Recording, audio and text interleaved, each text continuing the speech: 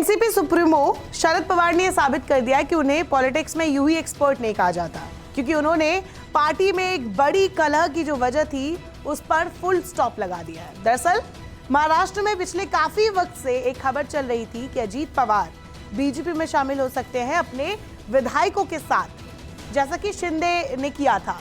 एकनाथ शिंदे ने उद्धव सरकार के टाइम पे जिन्होंने जैसा किया था वैसी अटकलें लगाई जा रही थी। कहा जा रहा था कि जिस तरीके से अजीत पवार ने पहले अपनी डीपी में पार्टी का सिंबल हटाया, उनके कुछ बयानों को देखा जा रहा था कि जिस तरीके से उनका सॉफ्ट कॉर्नर दिख रहा है, तो ये अटकलें मीडिया में लगाई जा रही थी। फिर मुलाकात की खबरें भी सामने आई कि वो देवेंद्र फडणवीस से मिले हैं। इन सब के बाद ये बातें होने लगी कि अजीत पवार बीजेपी में जाने के चक्कर में हैं और इस वजह से सबसे बड़ी प्रॉब्लम अगर देखी जाए तो वो एमवीए गठबंधन में देखने को मिल रही थी। और साथ ही साथ शिंदे गुट जो है वो भी इससे बौखलाया था कि अगर अजीत पवार आएंगे तो उनका जो पलड़ा है वो हल्का हो जाएगा, इसलिए उनकी तरफ से भी इसके खिलाफ बातें की जा रही थी। लेकिन बीते दिनों इफ्तार पार्टी में शामिल होकर एक इफ्तार पार्टी में आते हुए शरद पवार ने ये साफ कर दिया कि ऐसी कोई बात नहीं है। उन्होंने कहा कि उन्हें पूरा भरोसा है अजीत पवार पर और वो ऐसी कोई मीटिंग से भी उन्होंने बात टाल दी कि ऐसी कोई मीटिंग नहीं हुई है कि अजीत पवार ने कोई मीटिंग बुलाई थी, ऐसी खबरें भी मीडिया में चल रही थी। तो इसे भी उन्होंने दरकिनार कर दिया, इस बात से भी उन्होंने किनारा कर लिया। इसके बाद अजीत पवार ने भी प्रेस कॉन्फ्रेंस करके ये सारी बातें क्लियर की कि वो एनसीपी में ही हैं और एनसीपी में ही रहेंगे, और ऐसी बातें कि वो उन्होंने बैठक की है या करने वाले या बुलाई है, ये सारी बातें फेक है। उन्होंने इस बातों पर फुल स्टॉप लगा दिया। हालांकि हम आपको इस पूरे राजनीतिक घटनाक्रम की अगर इनसाइड स्टोरी बताते हैं कि बीजेपी को अजीत पवार की क्यों जरूरत पड़ी, तो 2019 में बीजेपी ने अजीत पवार के साथ देवेंद्र फडणवीस ने मिलकर सरकार बनाई थी, जो कि 48 घंटे ही चली थी। उस वक्त भी देखा जाए तो अजीत पवार के पास स्ट्रॉन्ग सपोर्ट होने का दावा किया गया था कि उनके पास बहुत सारे विधायकों का समर्थन है। हालांकि वो नहीं हुआ और उस वक्त भी शरद पवार ने पासा पलट दिया था, जिस तरीके से उन्होंने इस बार पलटा है। इस बार भी ये कहा जा रहा है कि एनसीपी के पास क्योंकि कुल विधायकों की संख्या 53 थी, तो अगर अजीत पवार को उस हिसाब से कैंडिडेट्स चुनने थे, मतलब इतना समर्थन चाहिए था, 35 लगभग 35 विधायकों का समर्थन उन्हें चाहिए था, तब जाकर वो दूसरे पार्टी में जाते और कर पाते अपना एनसीपी पूरी पार्टी वो मिक्स कर पाते, जैसा कि एकनाथ शिंदे ने किया था।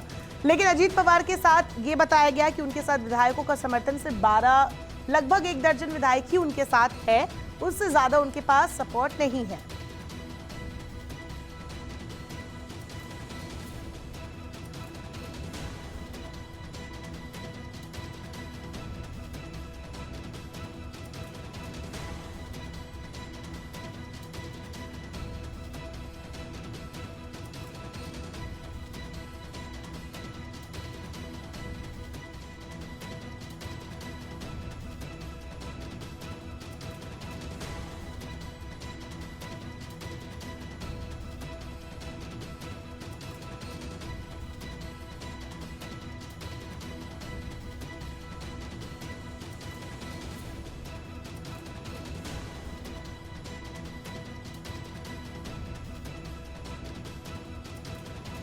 इसके बाद दूसरी तरफ देखें तो महाराष्ट्र में 48 लोकसभा की सीटें हैं।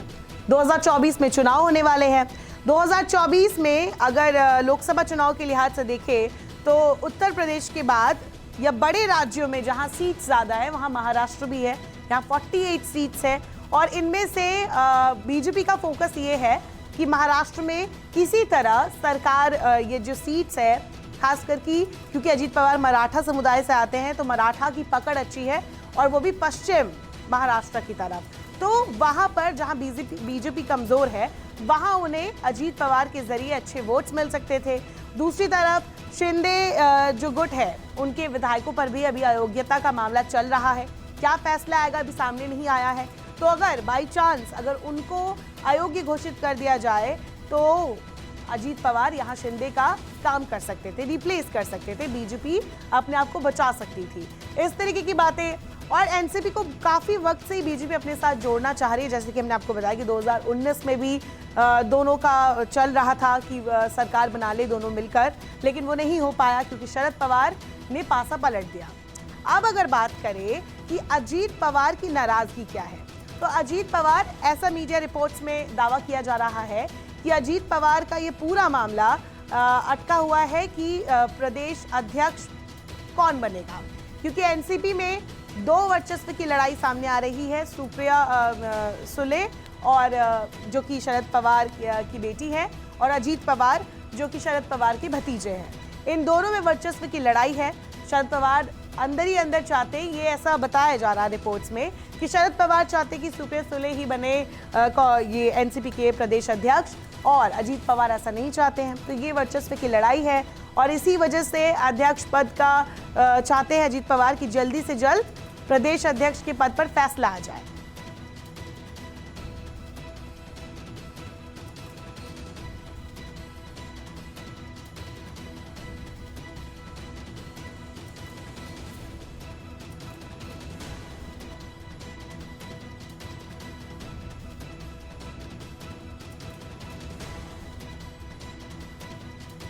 अब बात करते हैं कि इसका गठबंधन पर क्या असर पड़ेगा, MVA।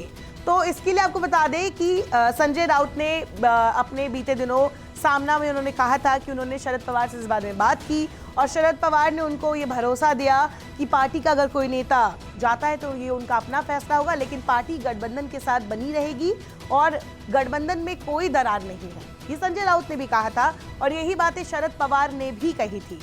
आपको बता दें, अतीक अहमद और उसके भाई अशरफ अहमद की हत्या भी सवालों के घेरे में है, और एनसीपी ने भी इस मुद्दे को उठाया है।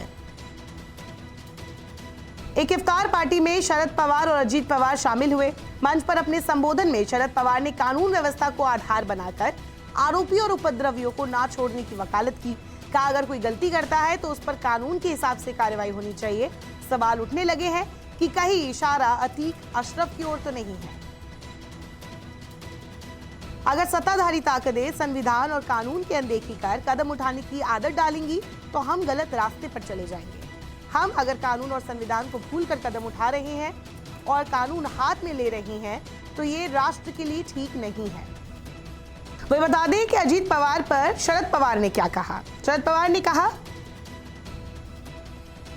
मेरे मन में अजीत को लेकर कोई आशंका नहीं है। पवार ने मंगलवार को पुणे में कहा कि अजीत पवार नाराज है, ये सिर्फ आपके मन का गुबार है। एनसीपी में सब कुछ सही चल रहा है। शरद पवार ने यह भी स्पष्ट किया कि अजीत पवार ने कोई बैठक नहीं बुलाई। शरद पवार ने पत्रकारों से कहा कि फिलहाल ये चर्चा आपके दिमाग में है, हमारे दिमाग में कोई बात नहीं है। ये चर्चा बिल्कुल भी महत्वपूर्ण नहीं है। अजीत पवार के करियर की बात करें तो दोनों अजीत पवार और शरद पवार बारामती सीट से लगातार जीतते आए हैं। यही दो चेहरे, और ये पवार फैमिली के पास ही सीट जाती है। और शरद पवार, अजीत पवार 6 बार यहाँ से विधायक रह चुके हैं। इन दोनों का पार्टी में अगर शरद पवार का सबसे ज़्यादा, अगर उनकी सबसे ज़्यादा चलती है तो उसके बाद अजीत पवार की पार्टी में चलती है। लेकिन देखा जाए तो अजीत पवार को हर बार मात देने वाले शरद पवार ही है। अब देखना ये होगा कि आने वाले दिनों में महाराष्ट्र की राजनीति में कौन सा नया तूफान आता है, क्योंकि महाराष्ट्र की राजनीति में अक्सर कुछ ना कुछ होता ही रहता है। या शिंदे गुट, शिवसेना गुट, एक तो लोकल पार्टीज और नेशनल पार्टीज भी है जो कि सारी स्ट्रॉन्ग है, और इन सब के बीच में अब देखना ये होगा आने वाले दिनों में कि कौन से नए बदलाव होते हैं और अजीत पवार कब तक अपने फैसले पर टिके रहते हैं, कब तक शरद पवार पार्टी को और गठबंधन को जो कांग्रेस, एनसीपी और शिवसेना के बीच है उसको बनाए रख पाते हैं। नमस्कार, मैं हूं मानक गुप्ता। अगर आपको हमारा ये वीडियो पसंद आया हो तो इसे लाइक और शेयर जरूर करें, और हां, हमें सब्सक्राइब और फॉलो करना ना भूलें ताकि आप देश और दुनिया की कोई खबर मिस ना करें। तो जुड़े रहिए हमारे साथ और देखते रहिए न्यूज़ 24।